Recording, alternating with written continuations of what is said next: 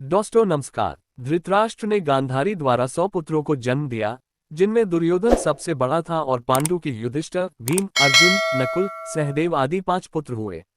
धृतराष्ट्र जन्म से ही नेत्रहीन थे, अतः उनकी जगह पर पांडु को राजा बनाया गया।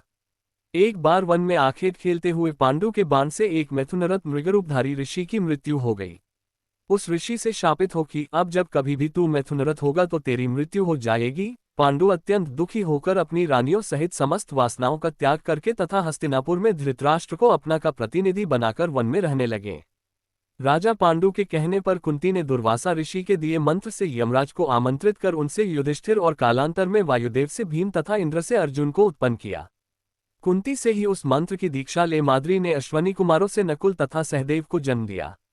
एक दिन राजा पांडु माद्री के साथ वन में सरिता के तट पर भ्रमण करते हुए पांडु के मन चंचल हो जाने से मैथुन में प्रवृत्त हुए, जिससे शापवश उनकी मृत्यु। राजा पांडु के कहने पर कुंती ने दुर्वासा ऋषि के दिए मंत्र से यमराज को आमंत्रित कर उनसे युधिष्ठिर और कालांतर में वायुदेव से भीम तथा इंद्र से अर्जुन को उत्पन्न किया। कुंती से ही उस मंत्र की दीक्षा ले माद्री ने अश्वनी कुमारों से नकुल तथा सहदेव को जन्म दिया।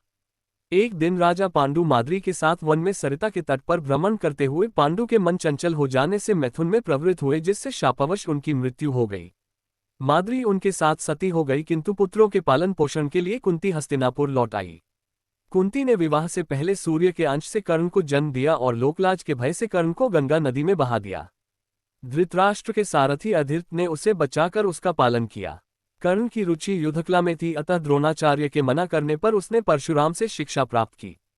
शकुनी के छलकपट से दुर्योधन ने पांडवों को बचपन में कई बार मारने का प्रयत्न किया तथा युवावस्था में भी जब युधिष्ठिर को युवराज बना दिया गया तो लाक्ष के बने हुए घर लाक्षागृह में पांडवों को भेजकर उन्हें आग से जलाने का प्रयत्न किया, किंतु विदुर की सहायता के कारण से वे उस जलते हुए गृह से बाहर निकल गए।